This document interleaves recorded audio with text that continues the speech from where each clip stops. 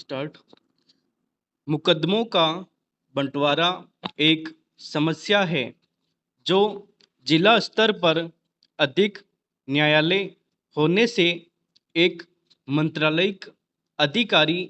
मुख्य न्यायिक मजिस्ट्रेट के अधीन दिया जा सकता है, जहां सब चालान पुलिस पेश करेगी और वे संबंधित न्यायालय को मुख्य न्यायिक मजिस्ट्रेट की अनुमति से भेज देगा या उच्च न्यायालय के आदेशानुसार संबंधित न्यायालयों में चालान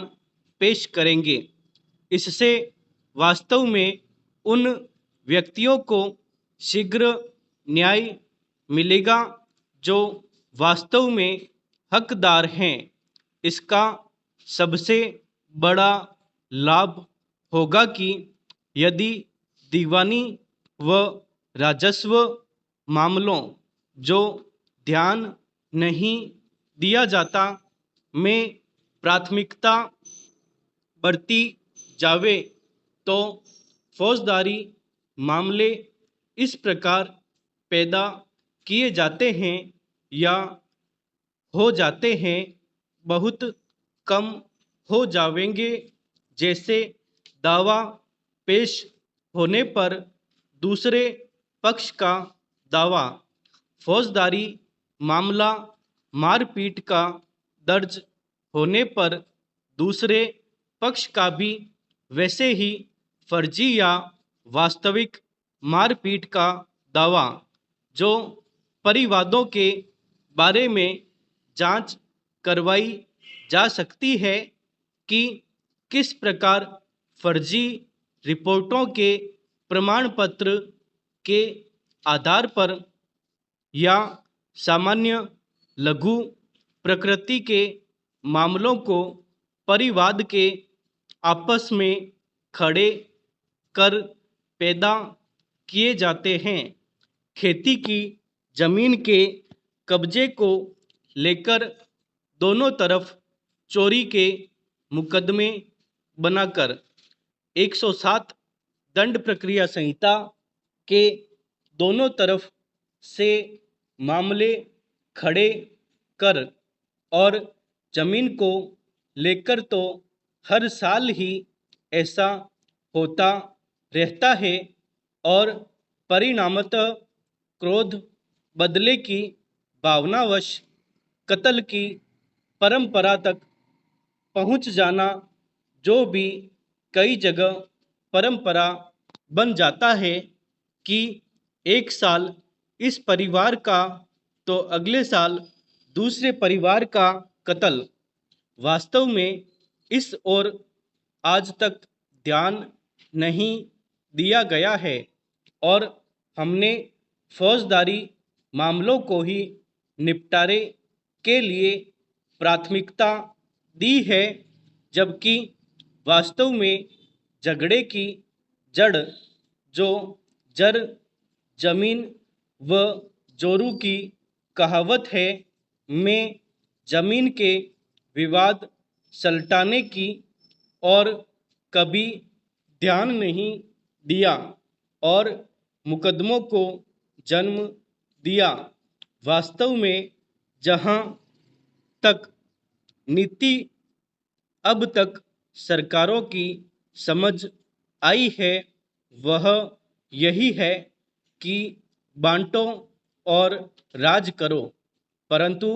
प्रगति के बाद जनसाधारण को इस योग्य छोड़ा ही नहीं कि वह सांस ले सके और फांसी का फंदा इतना कस दिया है कि वह सांस भी अनुमति लेकर ही ले सके। परिणाम क्या हुआ कि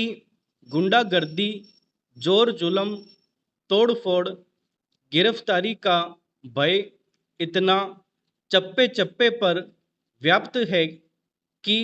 हर व्यक्ति अपनी इज्जत बचाता फिरता है। इसलिए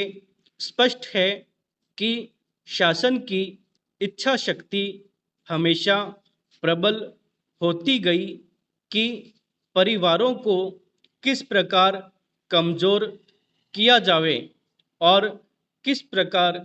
बोझों के तले दबा रहे, और भूमि और मकान भी वह आसानी से निर्माण कर न रह सके। इसलिए विस्फोट तो एक न एक दिन होना ही है। इसलिए जनहित में शासन और आवासीय भूमि भी स्वतंत्र कर देनी चाहिए और अपनी